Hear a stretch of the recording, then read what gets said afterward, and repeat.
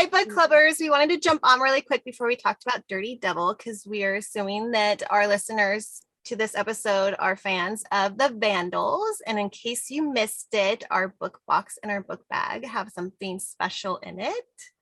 A special limited edition cover of Savage Vandal designed by Vicious Designs by Steph. And Heather has been so nice to grace us with book plates for them as well. So each box or bag will come with this limited edition cover. We've only got a few less of each option of the box and the bag. So we're very excited, and the cover is just beautiful and breathtaking. And we really want you guys, our awesome listeners who love this series, to get the chance to get this exclusive cover before it's gone. So check out our Etsy shop. Yes. Which is the Bookover shop. Etsy, the Bookover shop. Yes. Yes, it is. And all the links and everything's on our Instagram page and our Facebook page. And I think our YouTube page. And just any of those, check them out. And then if you check out Vicious Desires Designs on Instagram, they posted about it too, and Heather Long, so they'll even have links to it. But we don't want you to miss out because, like Megan said, we only have a few left. But the cover is beautiful, amazing, alternative cover, limited thing. And we just wanted to make sure all the fans had a chance to get it before they're sold out. So go ahead and grab it and then listen to our episode and enjoy our chat about Dirty Devil. Thanks, guys. Also, there's some really great stuff in each option. Really great. Good book swag in there. Yeah. Don't miss out. All right. Enjoy the episode. All right. Bye, guys. Hi, everyone. Welcome to the Bookover, our little book club where we talk about books, especially the ones that give us book hangovers. I'm Sarah, and with me is Megan. Hi. And today we have a special guest chatting with us, Lauren. Hi. Hi, Lauren. Hi. Yay. And today we are talking about Dirty Devil, the fourth book in the 82nd Street Vandals by Heather Long. Yay. Yay, Dirty Devil. So good. So good. Yes, we're so excited to have someone join in our little book chat and talk about this because we have things to say. Oh my gosh. So much to say. So much to say. This was just one of those mind-blowing wow books. Every book of this series has been an outstanding book. So I leave every book going, wow. And it's like, and I feel like some of the books are like, you get so much in them, but then like maybe not that much time's passed, you know, and it's just like, but you just, there's always something that book brings you, either, you know, like adventure or sadness or background stories. Like I just always leave the book fulfilled. Yeah. But wanting so much more. It's the perfect balance of satisfying you, but leaving you wanting more. Yeah. Mm-hmm. Heather's like genius at that. Like, doesn't matter what book it is, but I feel like even more with this book because I feel like I always tease and tell her, like, I think that you have to be professional at 97 different things. Like you have to be a photographer and you have to be a doctor and you have to be a psychologist and you have to like, because her insight into every single character, even the way that her characters talk is tonally very different. So you know exactly who's speaking. And that's so rare sometimes with authors that there's a very clear-cut voice. So yeah, I'm obviously a fan. So. Yeah. Well, very well said. Very well said about the characters. Yeah. Her mind is fascinating to me. Like I want to do a study on Heather.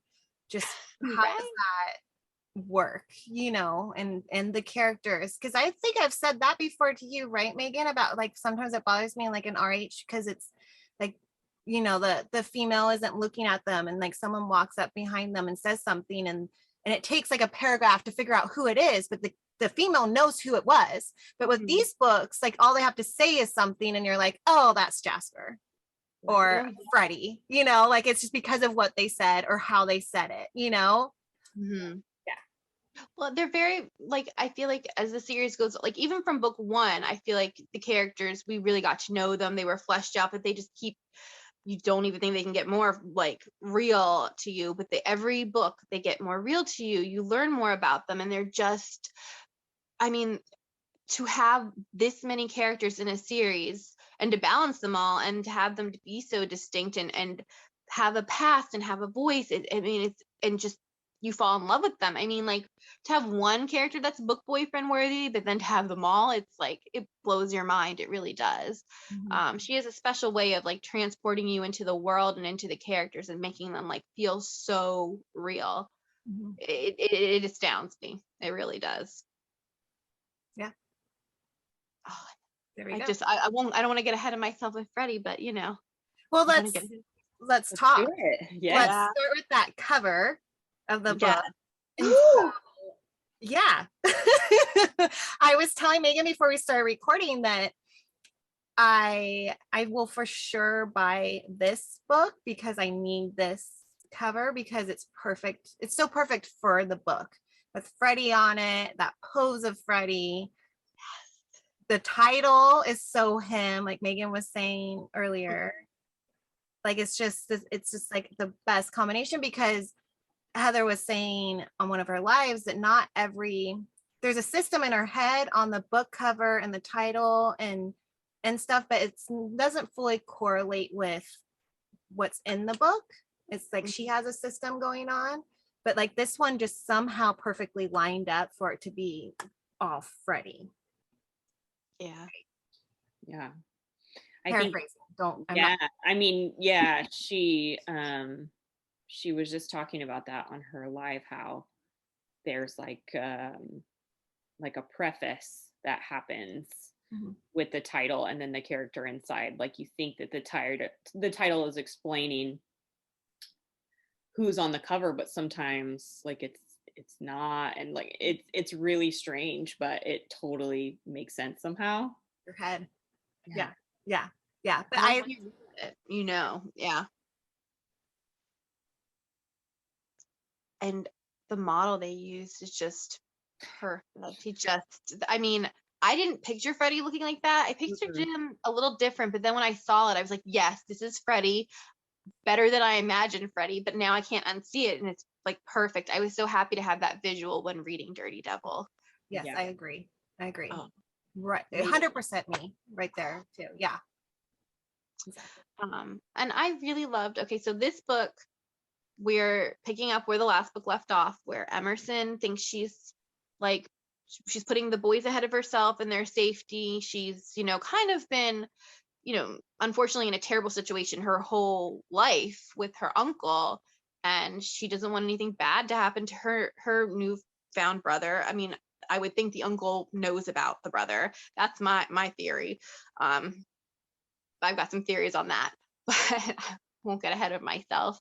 But she wants to protect them, and she thinks she has to go back to this terrible situation. And that, I mean, that was heartbreaking. I mean, I knew it was going to be heartbreaking going into it. I didn't see it going this route. I really liked where it took us. I liked the setup that it gave us for Freddie to be the hero. Mhm. And I don't want to get too ahead of myself, but just everything that he had to give up and everything that he had to do to help to get in there and help her, I just, oh my god, it was just so, he was the perfect person for it. I just, When he needed it, he needed that too. I feel like so many times, you know, the other vandals took over for him or helped him or dealt with it for him, you know, like he just, I felt like was always being like kind of pushed aside, like you just go check on this, you go deal with the rats, you know, like he finally got to that opportunity to step up and he really wanted to, like he finally was like, I loved seeing that of Freddie, of him just finally being like, no, we're gonna go get Boo Boo, you know, like I was just like, he knew. needed it, you know, like with all of his demons inside that he has, like he needed, this was good for him deep down to do too, Mm-hmm. you know. I think just to wrap up like where we left off too, I mean, Emerson got to a place where she was getting comfortable. And Mhm. so I think it was really smart the way it was done because she was spending a lot of time with the twins, and she was in a different setting and she wasn't like necessarily at the warehouse all the time, so she was kind of going like back and forth.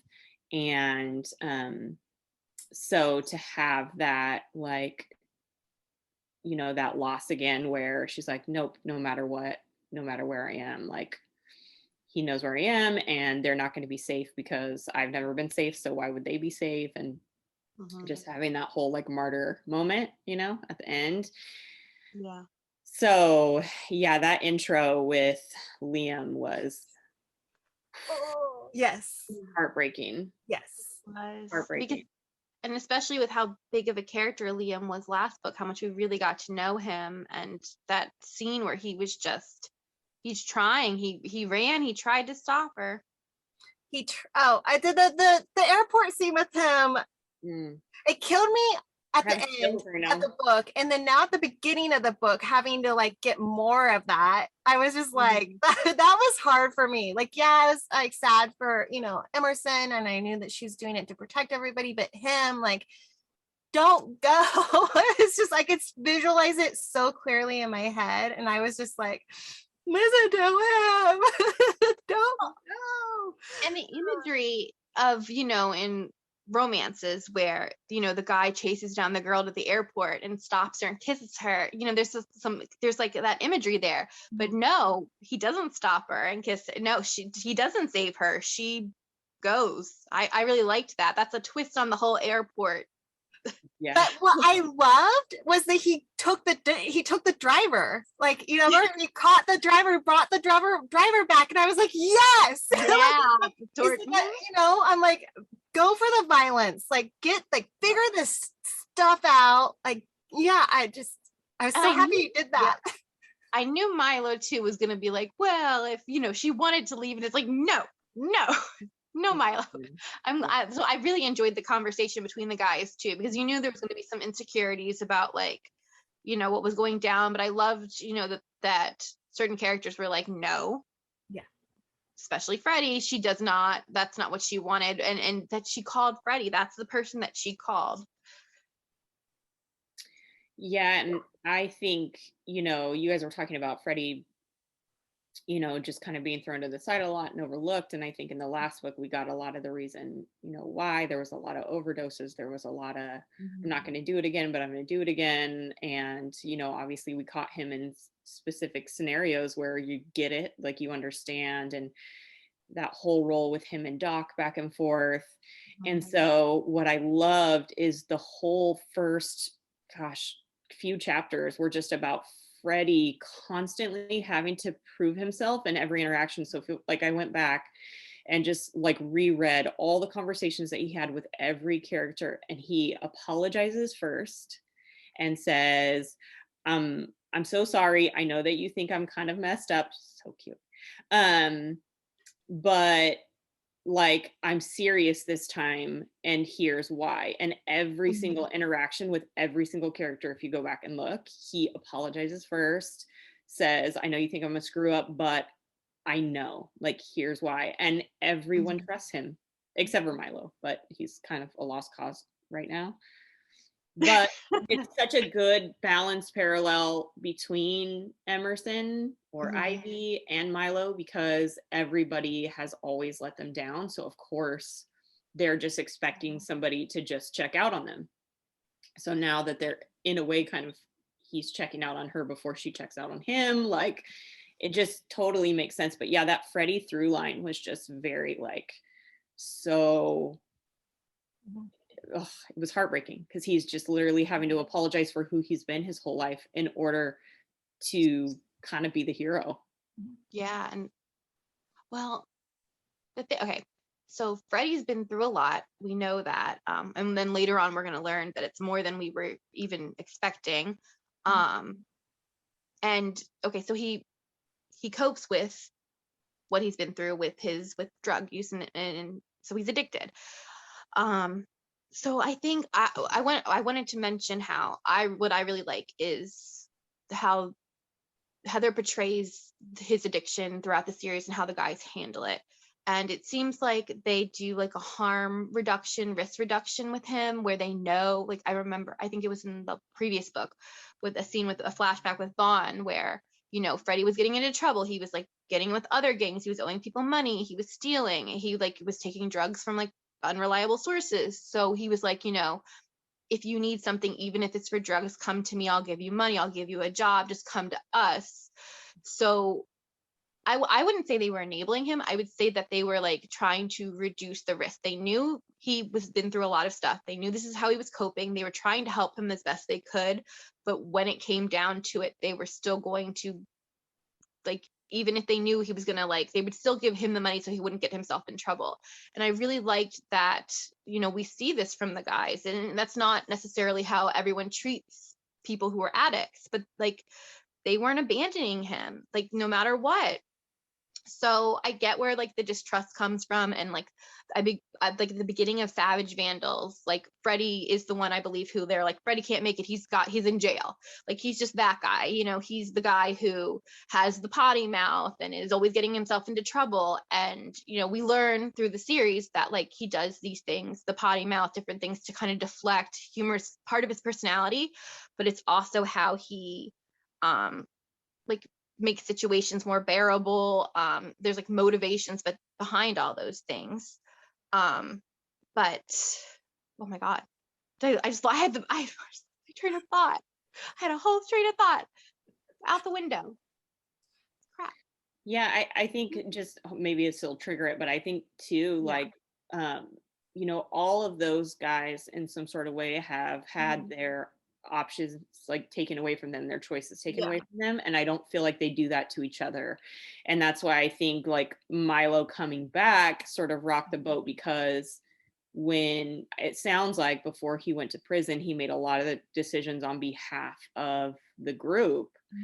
And I think that Jasper sort of took those reins like a little bit, obviously making the choice about keeping Emerson, but I think that that's their biggest like mantra, is that they don't take choices away from each other, even if it means that they're messing up, and that it's like, you know, they don't ever want, I don't feel like they ever will, like you said, like they're not wrapping them in a bubble, but they're not enabling them either. Yeah. But I think that that's what's so cool about that little group, is just they're little like orphans just sticking together who, you know, are just trying to figure it out and make it as like adults. Well said. And I think, yeah, they're a found family that's tighter than real family, which I love. But I think with Freddie, what I was trying to get at was that, you know, coming from that place, I know why they, you know, weren't trusting him at first, but he, in spite of all of that, you know, he went and he was like, hey, we're gonna like get into this car, we're gonna get the best friend, like you guys might not believe me, but I'm gonna do it anyways. I'm gonna talk to Lainey, I'm gonna put everything on the line, I'm going to go to a facility which I don't like, probably withdraw from medication, then be tempted with other crappy medications, and you know, fight for this girl, even though it's going to put me in emotionally vulnerable in like a place like that.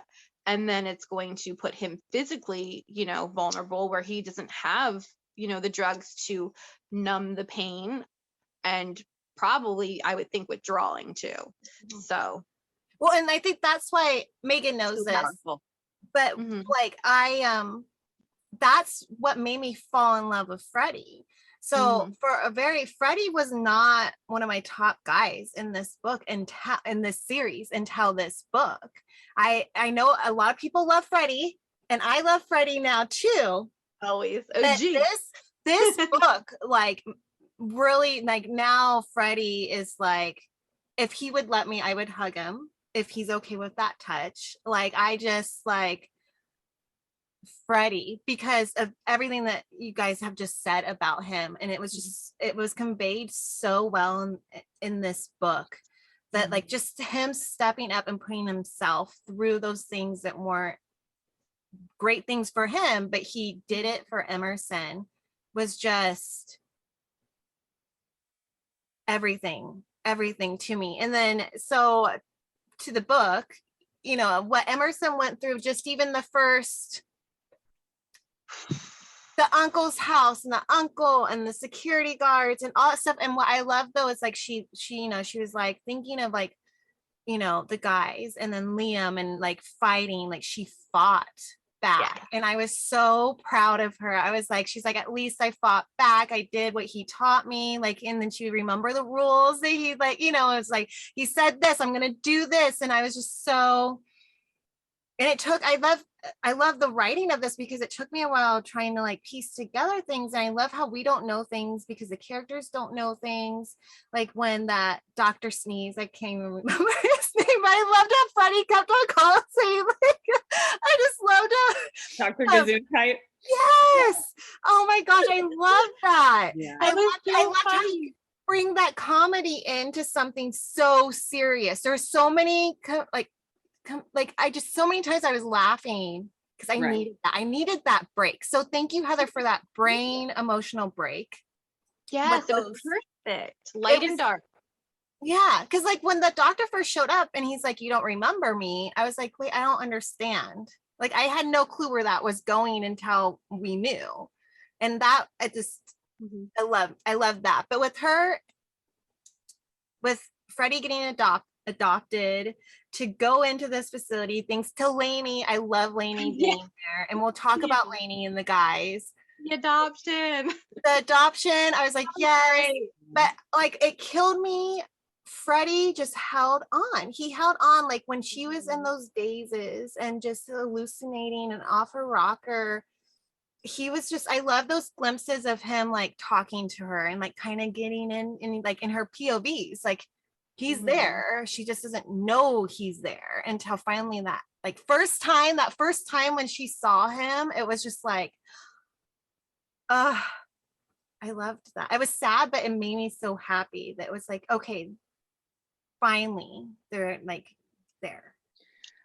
I told Heather this might be one of my top 5 favorite books of all time, even more than the books before it. And I'm not just talking like this is my favorite book of the series. I'm talking about like this is my favorite book of all time because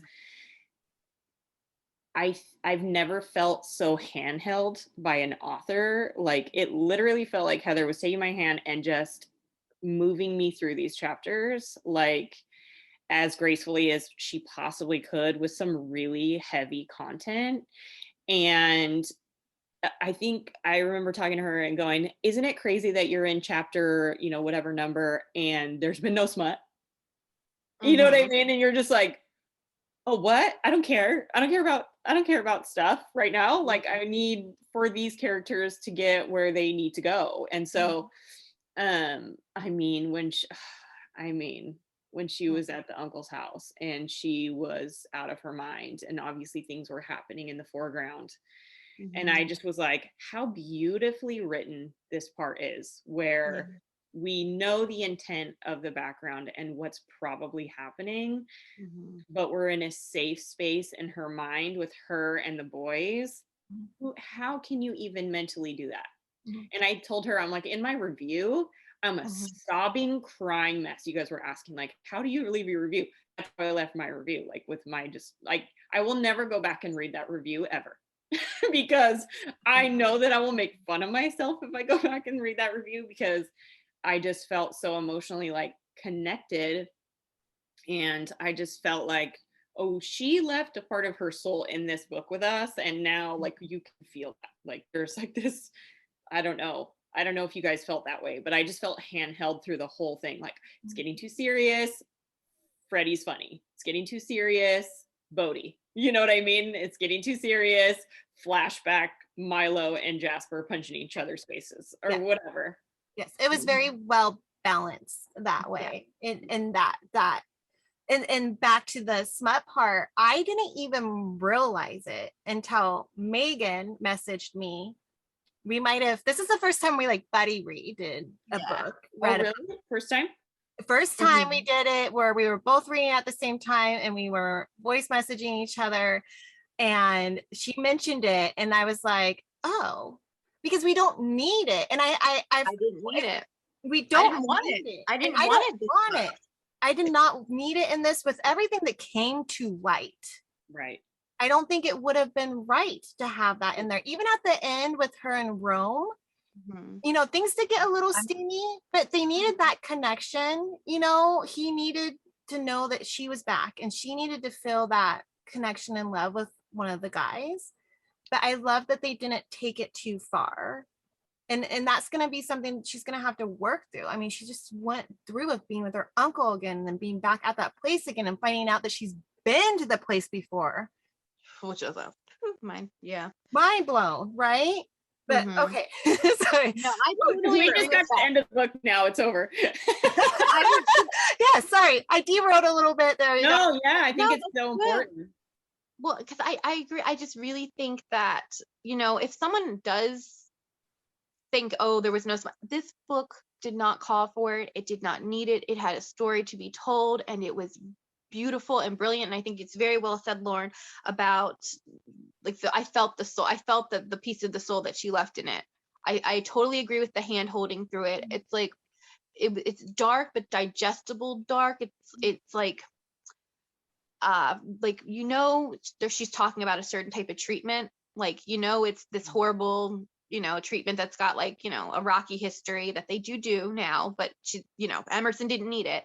But Heather never says what the treatment is. She just describes Emerson's feelings. So not only am I being put into how Emerson's feeling, but I'm a little detached from it, where it's not as hard to take as if like I was being told, you know, what exactly she's being put through, if that makes sense. Like, I totally agree with you that like Heather did hold, I'd say that's a great way to put it, because I was having trouble articulating it, that Heather held our hand through it. Like, she's like, here, guys, you're going to have to go through some stuff, but I'm going to make it easy on you. And she did a great job of making it easy on us and making the read still enjoyable, even though you're taking on this like emotional journey of this Emerson really going through it.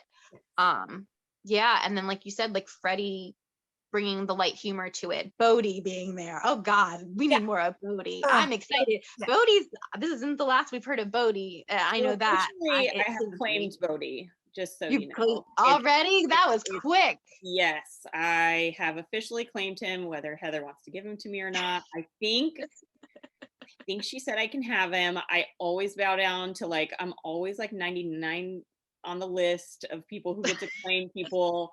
And that's fine. That's where I belong. But my connection with Bodhi right away was like so from the gate, because I just felt like, okay, Freddie is now not the craziest person in the room. And I love that. You know what I mean? And I also love that he like has a partner. And, you know, if Freddie looks at somebody like, wow, that person is crazy, that was just hilarious to me, because it was like, you know, and he just loved Emerson right away. Like, he was like, you're good people. I can tell. Yeah, you know? He didn't want to kill her. He didn't want to kill her. I loved that. I loved Bodhi, and how, you know, Freddie's like, give me a good death. Come on, like nothing lame, like give it good. And he's just contemplating it, and he's like, no, I'm not going to kill you. And then, what I also really loved about Bodhi was just his interactions with Emerson. Like the one time Freddie was late to meeting her in the rec room, sunroom, I can't remember what room it was called, the puzzle room.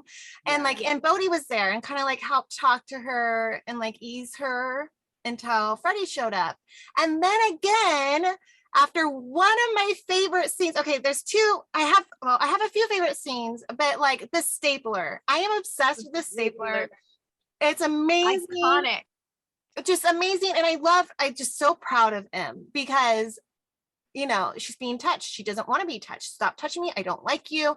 He didn't listen to her, and he got what he fluffin' deserved. Like, I was like, yes. When that happened, I was so like, yes. It was so gruesome, and I love it. And then I love Bodhi just walking in. He's just walking in, and he's like, okay, cool. He's like, you might want to wash up.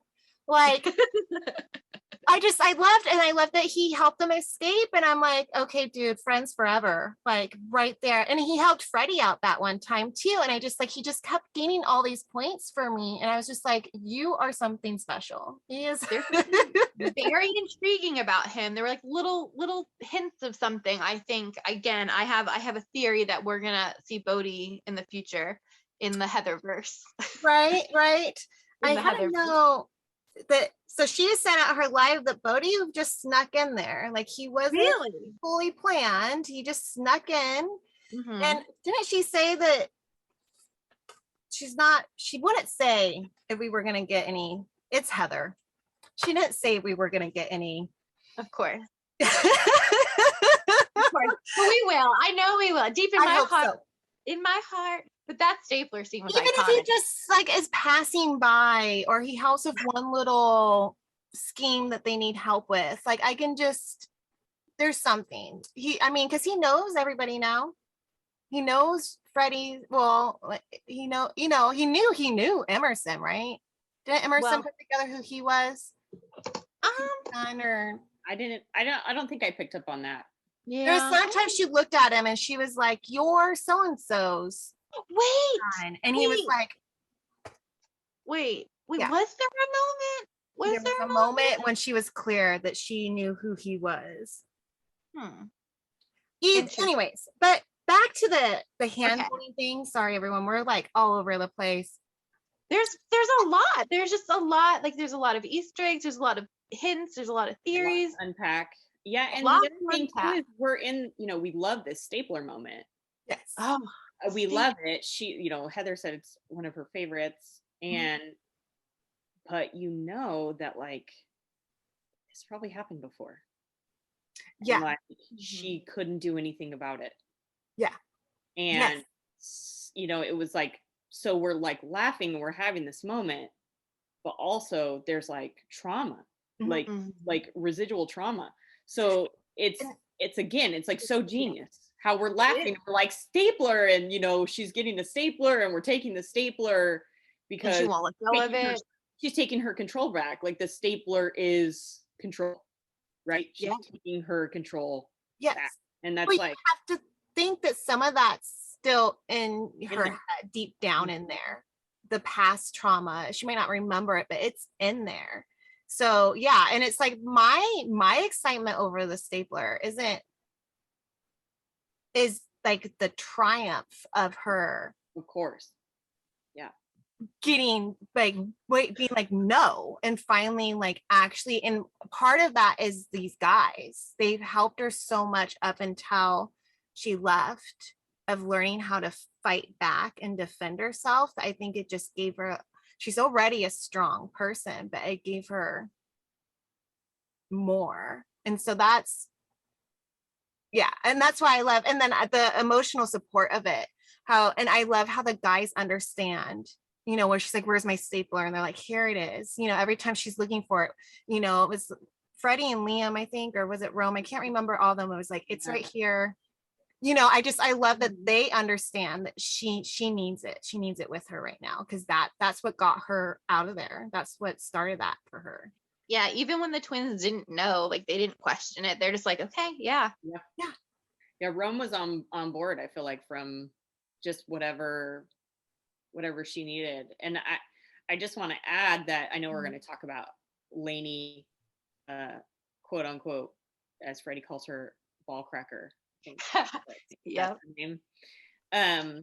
But she, gave us that prequel to what we're going to be experiencing by saying, she doesn't remember when she comes out of there.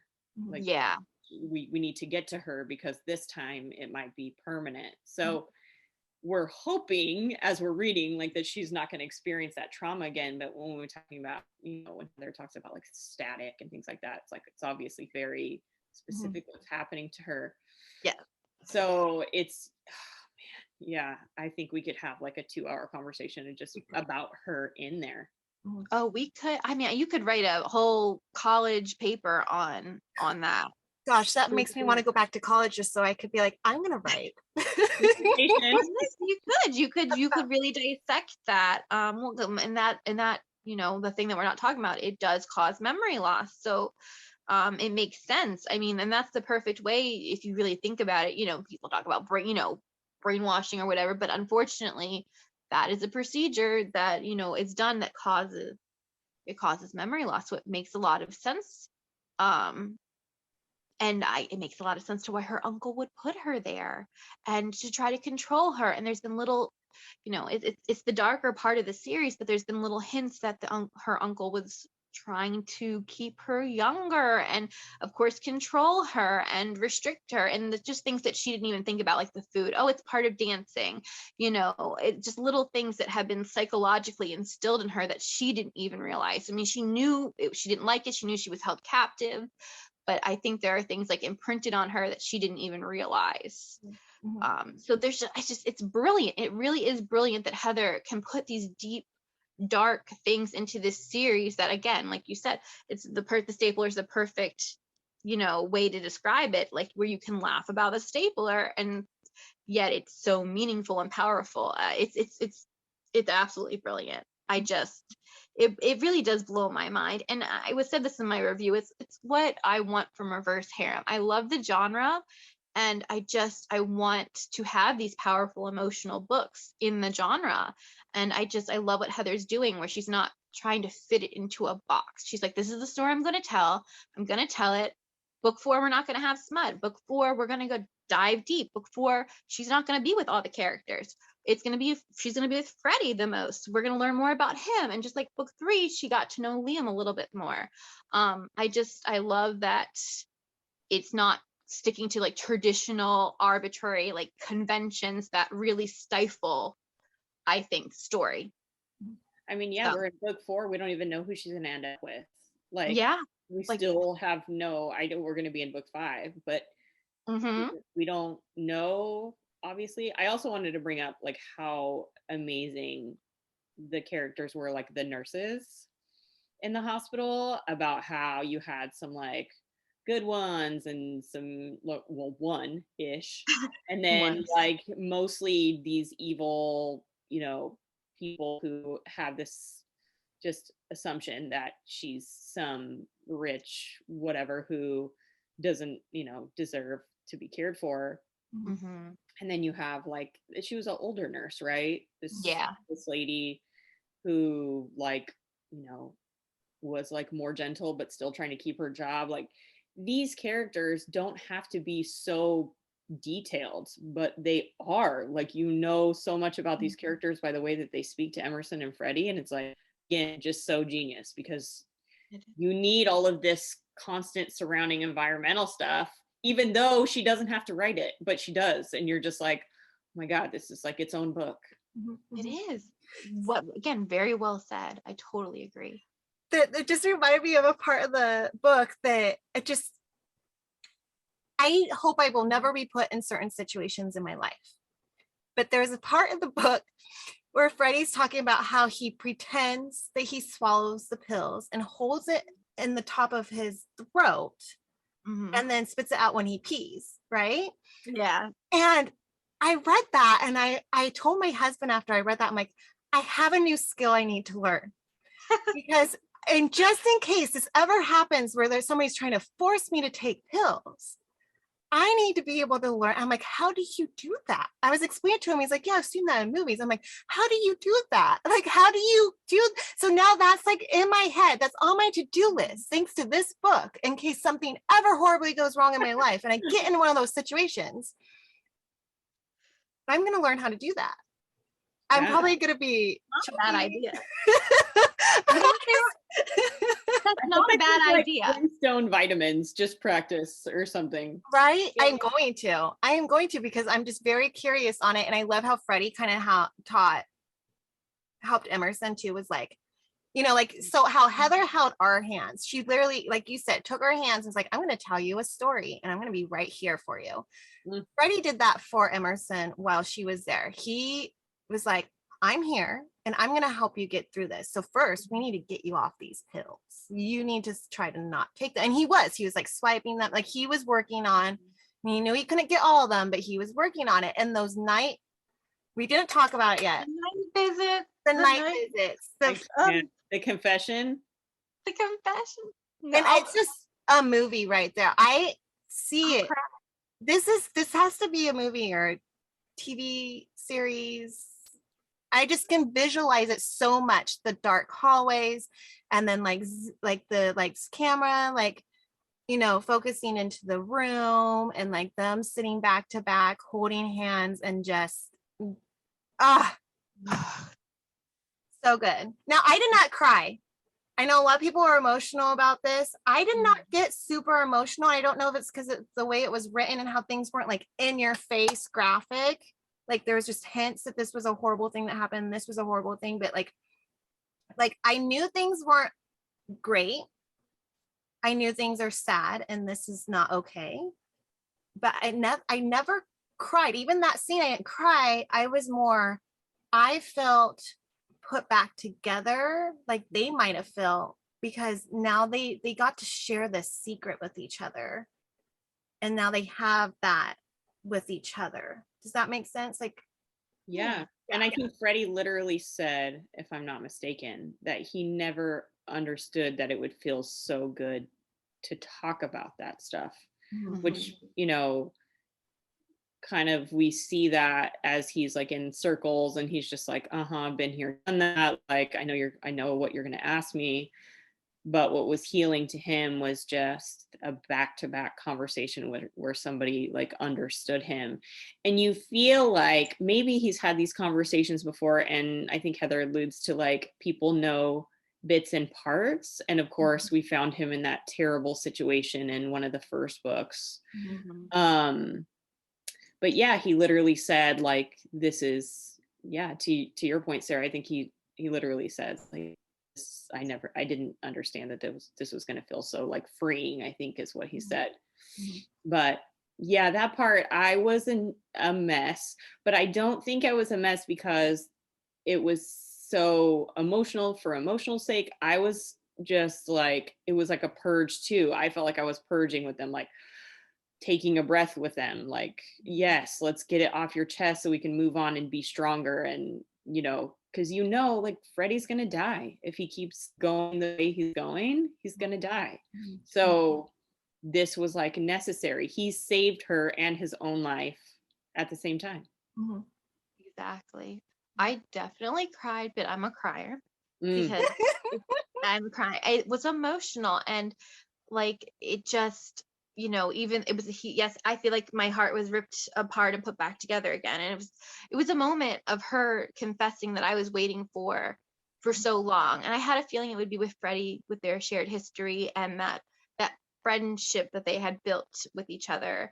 And I feel like their souls, well, I think all their souls call to each other, but I feel like on this level, their souls kind of knew and saw each other's pain.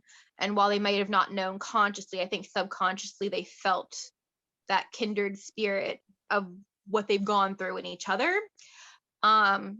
And I've been waiting so long for it. I wanted this moment. It's like it was all leading up to this, and he'd been visiting her, you know, knowing that he'd been visiting her multiple times in the nights, and you know, to undoing her straps and just the visualizations of that, like you were talking about, Sarah.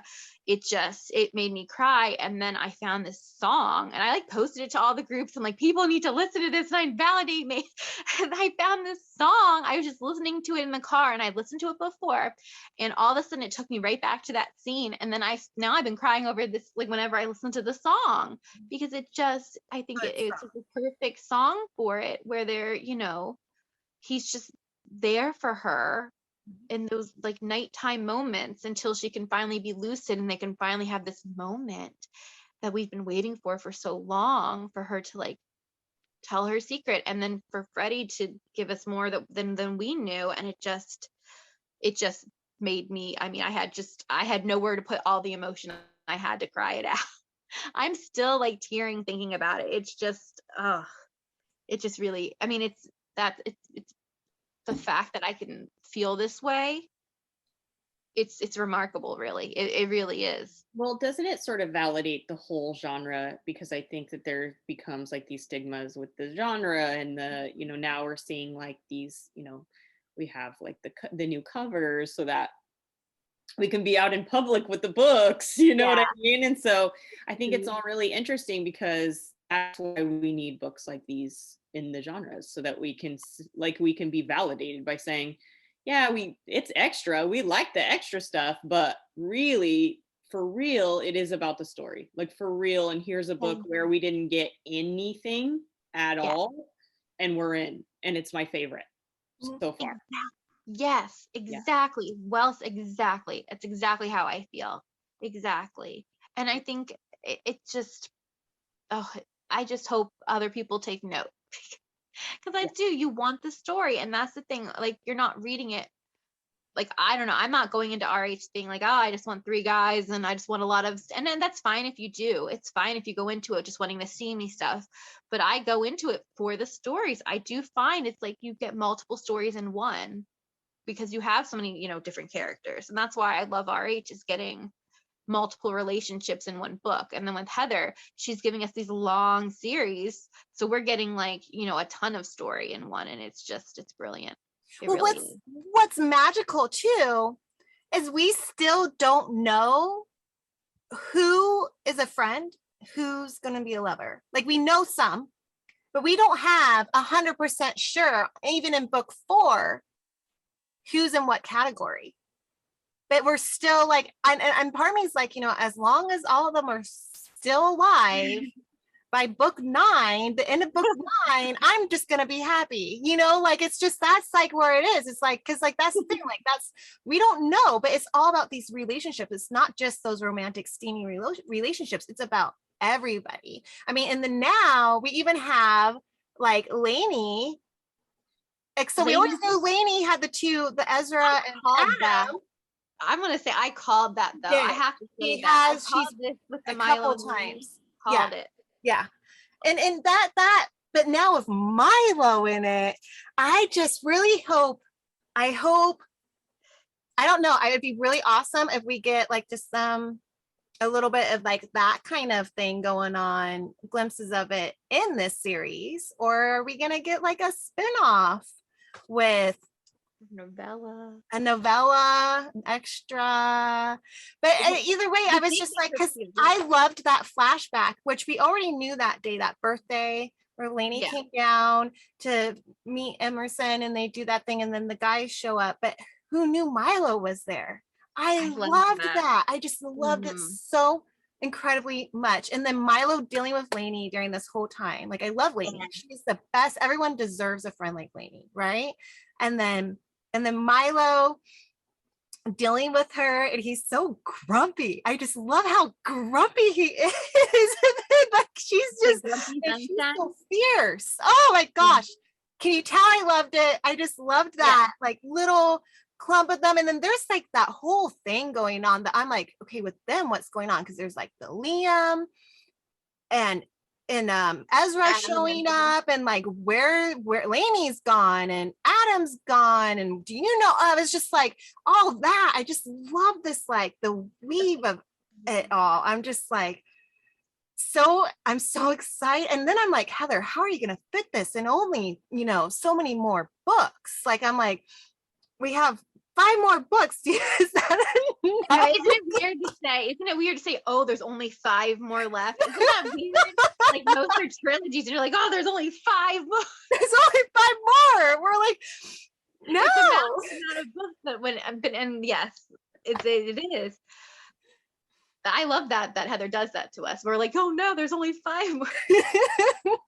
Well, I love like that the tell was, why is Lainey in Milo's room? Yeah. Like, there's so many people gone. Like, why is he in her room? Like, what is he doing in that room? Because, and like, did they hook up? I mean, it kind of is alluded to that. There's flirtation, but did they hook up? Which character like flat out asks him? Somebody asked him, was it Kellen? Somebody asked. Somebody did ask, and then Emerson at one point is like, I don't want to know when she finally. Maybe it was Emerson. Maybe it was just Emerson. Yeah, maybe it was Emerson, because she did say she didn't want to know. Yeah. Yeah. Well, I think that's a great pair. I mean, because I was like, oh, I hope Milo gets some love, because I really love his character, and I also really love his audible voice. And I was just like, oh, he needs a love interest. And then I'm like, oh, okay, yay. Well, that flashback last book of him with that girl, you felt so terrible. That whole dock scene where he's like, obviously this is not going to last, but like, let's just enjoy it. Again, just like another foreshadowing to like him loving people and then them leaving him, even though he deserves it. Like, you're just like, I just remember commenting like, how much more can these characters take? There's more books, you know what I mean? To like beat up on them, but it's just like, because it's real, you know, like as real as all Life. this can be. Yeah, it's totally real. Yeah. And I love that the safe space, we're still going back to Doc's sister, and that totally makes sense. And Stephanie, yes. so can we just talk about how they were saved? Because I feel like from a timeline perspective before, because I want to go on to other things too. I don't know about you guys, but Yeah. it felt like such like an action thriller part, right? It was like, Escape. Yeah. yeah, It did. Die Hard. And you like, I don't know about you guys, maybe I just read it through so quickly because I was just like, finally they're here. But like I was like, so the building's on fire, like we blew it up, like with Yeah. a bomb, like where did like, and everybody has blood on their shirts. We don't really know how it got there, but we know, like, it's just, again, like letting our imagination kind of run for us without like force feeding. Mm-hmm. All three of us probably have a different idea of how that went down, and that's just so cool. Sorry, I just thought of the Oh, that's scene a where good they're running and Freddie runs into the nurse. I forgot his name, the male nurse, and he was like, and he like gets him, kills Right. him, and he's like, "Fuck you very much." And I was like, "Yes!" It was just Exactly. so. I've never been like I was like, oh my gosh, like I was so but yes, it was so action packed. It was like a movie in my head. That's how I read. Like I read really slow because I visualize everything Yeah. in my head. Like I'm not seeing the words. That's why like typos really bother me because like it just stumbles that mind's eye.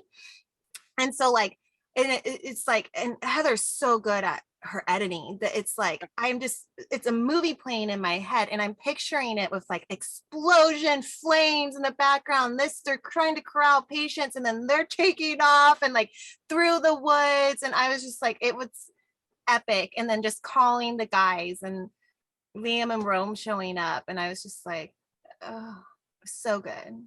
And then Freddie like still putting on the brakes and kind of taking control, like, we're not ready, we're almost ready, we're not ready. And then when he has Emerson like put these puzzle pieces together, and then the more that she remembers and recognizes, like that's the foreshadowing to say, okay, now she's ready to leave. Like I can't didn't even get Yeah. that. Oh I my loved the use of the gosh. puzzles. I loved the use of the puzzle pieces. I thought I that didn't was even perfect. catch the puzzle piece You part. didn't?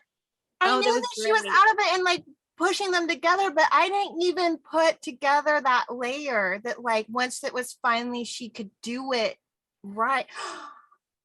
I think there was a lot put onto those puzzle pieces. A lot of things you could put onto the puzzle pieces too, and meaning and in use. See, and I still like Another brilliant wow. moment. Well, I didn't even catch it. Thank you for saying that because I didn't catch that. Yeah, I think that's what I took it to be. Like the more that she remembered how to put the puzzle pieces together mentally and physically, right? Then Yes. she was ready to go. Like that she was ready to go. And I love, again, it's just so smart. It's an author who has written like a billion words, because you don't get to that level. that detailed level by accident, I'm sure. Yeah.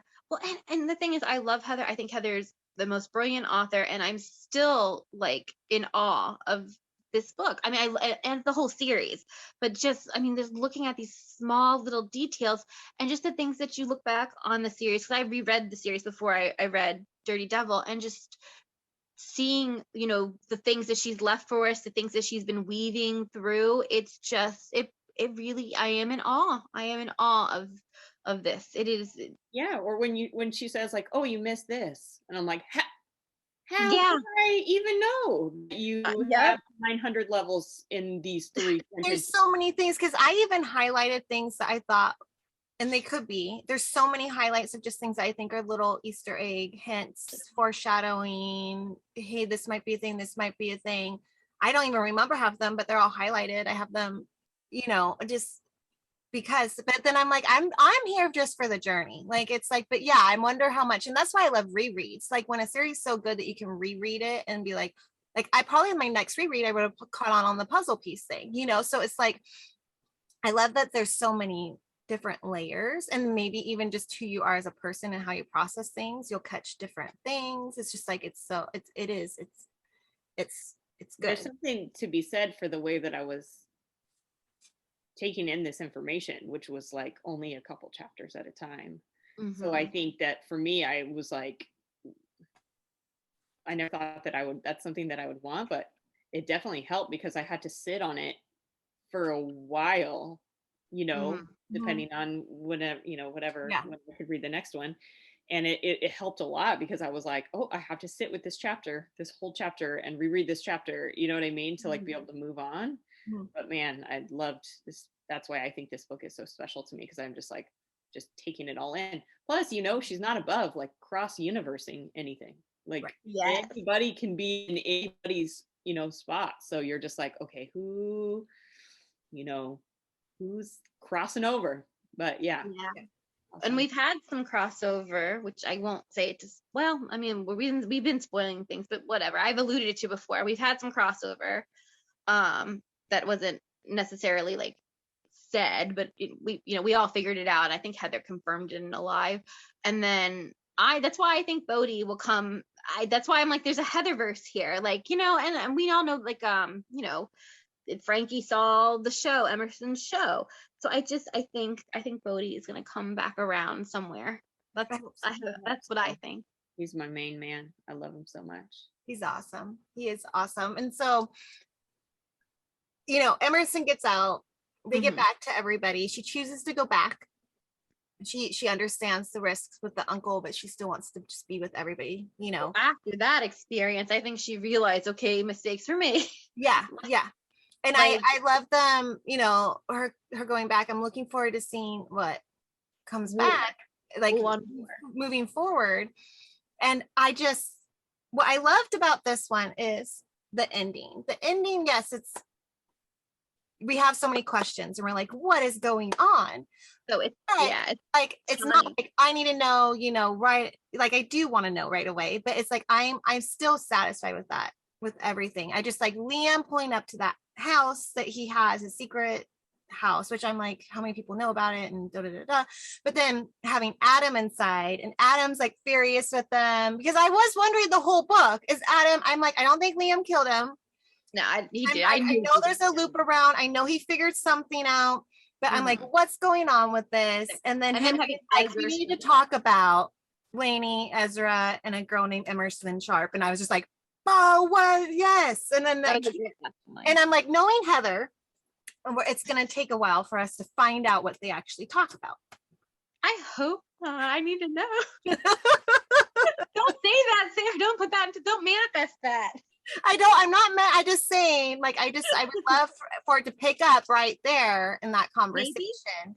Because I'm also curious, Megan and I have been talking about the proposal from Adam. Are they married? That proposal. And forget that they're married, because Lainey did say that Adam was like really upset you forgot him that one time, and that's how Lainey picked up stuff. Oh, I didn't think about that, like even being a thing that she forgot. I had a theory that, because why would Heather include this marriage thing unless it was like meaningful? So my theory was that they married so so she could get away from her uncle, so she'd have that to fall back on, and it was like a hidden secret thing, because she did say to Lainey, I have stuff to tell you, but we didn't get that far in the book. Like we didn't, it ended before she could talk to Lainey. So I'm thinking, and it's about Adam, and I'm thinking, okay, they got married, and the whole reason that she's trapped in this mental health facility and can't get out is because it's a secret marriage and no one knows, and that we're going to find out all along that they had just like talked to Adam wouldn't have been able to get her out of the mental health facility because he's legally her husband. That's what I think. I think that, but no one knew because it's hidden. I think that they like got married, like they both had motivations. I think Adam had a motive to marry her. I think she did. I think there's something at play, and I think that they're married. I think that they're secretly married, and I'm sticking with it. Well, but like Adam is with Lainey, and Adam, they know that I think Adam's in love with that one event where Emerson didn't recognize Adam, and so timeline wise, I don't know if that event happened. I feel like that was earlier on before the marriage thing, but he was upset like, she didn't remember. Oh yeah, I feel like that was like no. I would think if he knew, but does he know that Emerson was back in there? Yeah, there's definitely something at play. There is a motivation. Yeah, Lainey knew that she was in this place. So I think that I think obviously Adam and Ezra, they're very well connected. They know a lot of things that are going on. They probably know more than Lainey. They're definitely in love with Lainey. That's who is being held against them. I think Adam made a move on the board. That's what I think happened. And I think they're trying to protect Lainey, and like Adam's pushing Lainey away because, you know, that's how it goes. Yeah. With protecting. And then the fact that Liam is in contact with Adam and Ezra has just been so, I love that like side storyline. And with this king, and I'm like, who is this guy? I was thinking it was her uncle. I'm convinced it's her uncle. It's her uncle. And then I started thinking, okay, Dad.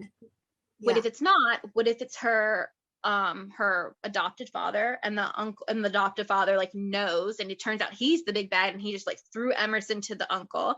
And or what if it's her biological dad? Like what if he like rose up from the streets and became something? I don't know. I've got a couple theories going on now about who this king guy is. I'm all over the place with this little storyline with the king and Adam and Ezra and Lainey, and I need to know. Sorry, that was a lot. I have a lot of theories. I love that. I have a lot of theories. I'm wondering how much Lauren might know. I wonder, like, does Lauren, do you know things that you can't say? I have no idea what you're talking about. I won't. I'm just right here with you. And I've been monitoring this whole time, like, just make sure you're not saying anything.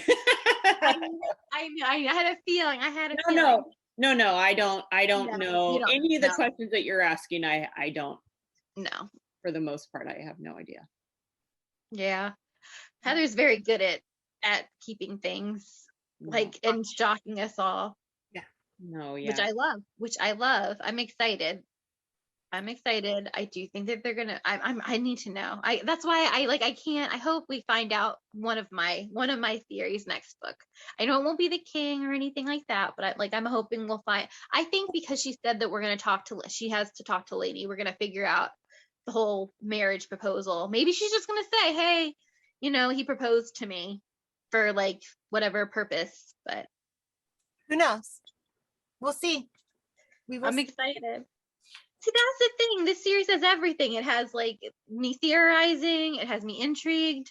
It has emotions and laughter, and it does. It has all the things. Well, in the next book, Brutal Fighter, it comes out at the end of May.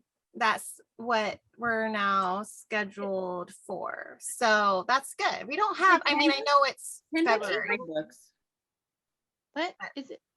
End of May? End of May. That's what she just said at her live. End of May. Okay. I wrote it down. I took notes. I love that you took notes. I did. I was like, I'm not going to remember all this. I'm taking notes. Oh my God. Yeah, just as like a wrap up, I just think that the transition between, you know, it felt like such a big book, but when you think about what happened, it was all very small. It was like, everybody trying to like not lose their mind to go get her, Freddie stopping everybody and making them focus, and then, you know, Liam stepping up to say, like, we're gonna figure this out and we're gonna save him. Oh, and the Doc transition when she had to go see Doc.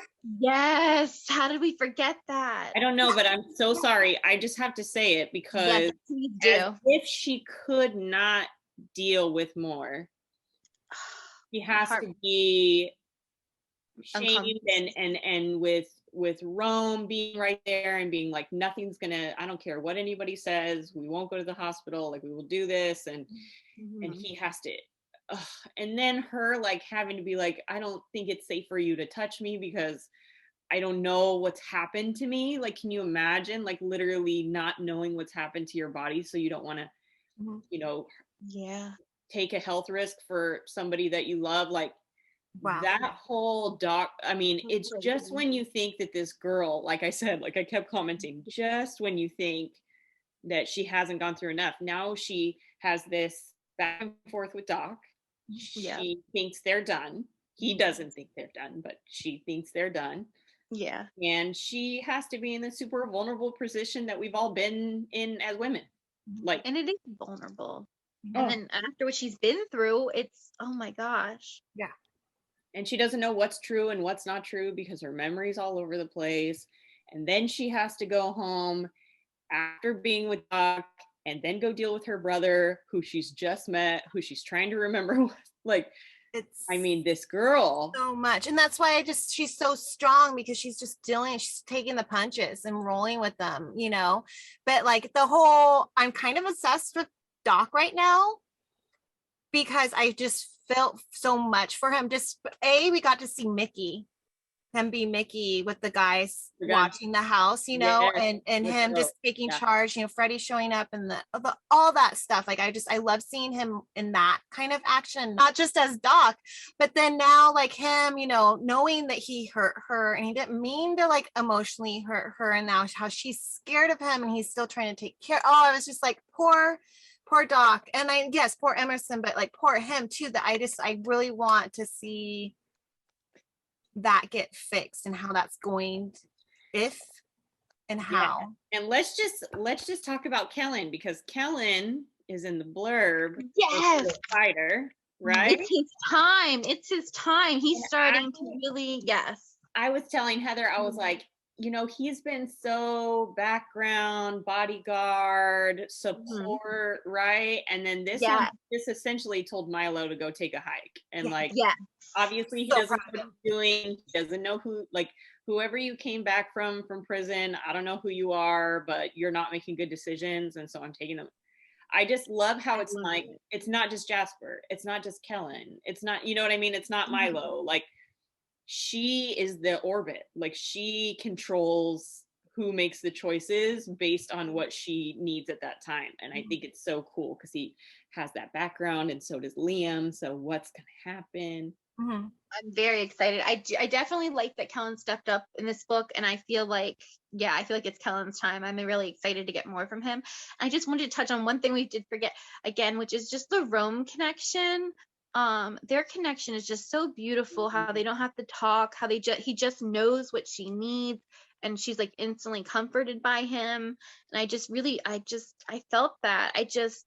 I had to mention it. It's beautifully written, how each guy really does bring out something different in her. She brings out something different in them, and there's like just this different connection, and they're at different levels in their relationship with each of them. Just like with Doc, we're in this, you know, limbo place with him. I'm mad at Doc at the moment. I feel for him, but I'm still mad at him. Yeah. I'll forgive him eventually, but I'm mad. Right. Yeah.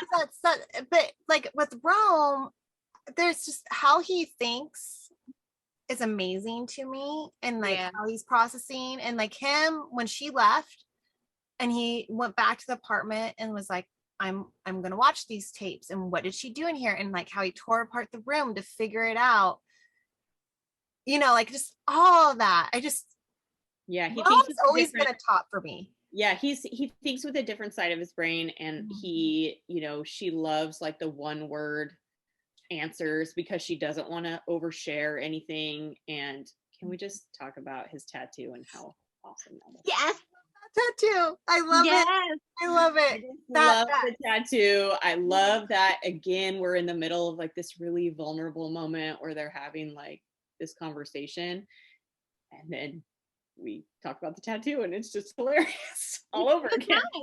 Yes. Oh, it's the best. Oh yeah, I love Rome. And you know, I was a little slower. A lot of people, like, I was a Freddie lover from the beginning, and a lot of people were like, "Oh, I love the twins. I want more of like it took me a minute. I'm like Sarah with Freddie. It took me a minute, and then I fell in love with the twins. Especially last book, I fell in love with the twins. But you know, I was Freddie from the beginning, but it's just I was made to fall for them so hard. And I feel like, you know, each book kind of gives a little more time for whatever the story demands to certain characters. I like that, like last book we got more of the twins, we got more of Rome and Liam, and this book we're getting more of Freddie. Like again, it's just developing the relationships on different levels and different speeds. It's just brilliant. The fact that she has all these characters in her head astounds me. And this is just one of her series. All these people live there. Her brain must be extraordinary to have these people in her brain. Did you see her post about what the inside of her brain looks like? Yes, I did. That was perfect. Yeah, any listener who doesn't know, if you go onto Heather's Facebook page, reader group, she posted a picture of, you know, this is what's inside of my head, and it was pretty funny. It was like, you know, characters and book names and censored and eggplant. And eggplant. Yeah. Definitely. Eggplant descriptions. If you're not in Heathens, go get in Heathens. Yeah, you won't regret it. Group. Yeah. It's a safe, it's my favorite group like out there. It's so great. People are great. It's funny. It's great. It's a good group to be a part of. Yeah. Yeah. If I didn't say it before, it's great. And then you got to go join Team Heather when you are done. When you're ready to. I'm a part of it, but I haven't got on it because I just don't want spoilers. And then Are you worried about like untouchable spoilers?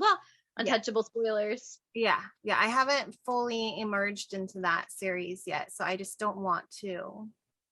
Luckily, right now it's mostly Vandals stuff, so I feel like you'd be safe. I'll go on there and I'll be like, Sarah, it's okay to go scroll down today. Oh, I love it. Yeah. All right. Okay. Are we good for Hair of the Book? Yeah. What a ride. So the Hair of the Book, you know, it's meant to bring us back to normal day life. It's just like Hair of the Dog when you're drinking, you know, help you with that hangover. My Hair of the Book for this book is just like a go-to, because this one was just, I messaged Megan even, and I was like, I'm so jumbled. Like I couldn't formulate my thoughts on like writing a review and everything. There was just so many things, and just throughout the day I would like think of something, be like, oh my gosh, and this, and oh my, like just like this podcast show has happened all over the place still, and it's been a few weeks, I think, since I read it. And so my Hair of the Book's just going to be a go-to favorite of mine that always brings me back when I need a boost or just need to, like, I want to say flatline, but that's not right. Hannaford Prep by Jay Bree. That's my Hair of the Book for this one, because that just is like a go-to favorite. It's entertaining, and I can get sucked into that world and like move on with life. That's a good one. That's one of my go-to. Yeah. And I'm not gonna lie, it's probably gonna be my, if you liked this book, you'll like this one suggestion too, just because of the relationships that are formed in that series. I feel like, you know, or yeah. Okay. Who's next? Okay, so my Hair of the Book is a little okay. My Hair of the Book, I needed to read something different. I needed to read something that like I knew I was going to love, but I had an arc of Dukes, and I read it afterwards, and it was the only thing that would get me straight. At first I was like, no, I'm not going to read this. I want to be in the right mind frame to read Dukes of Ruin by Angel Lawson and Samantha Rue. Woo! And I tried everything and I couldn't get into anything, and I was like, you know what, I'm just going to read it. And it was just the darkness I needed. I needed to fill the darkness with more darkness. I did. It was perfect. It really got me out of my slump. Good. So, highly recommend. I'm working on it. Quality book there.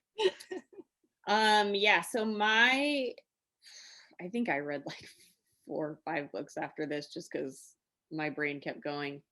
Yeah. But I read Pack Darling by Lola Rat. And it's Omegaverse. So if you but I think it's Hair of the Book because it's another author who writes in that space, but she doesn't play by the rules.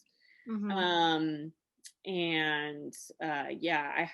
was random too, because I saw Heather recommend it to Tate, and I was like, oh my god, that's so random. I just read that book, but I think it's just it's 2 books.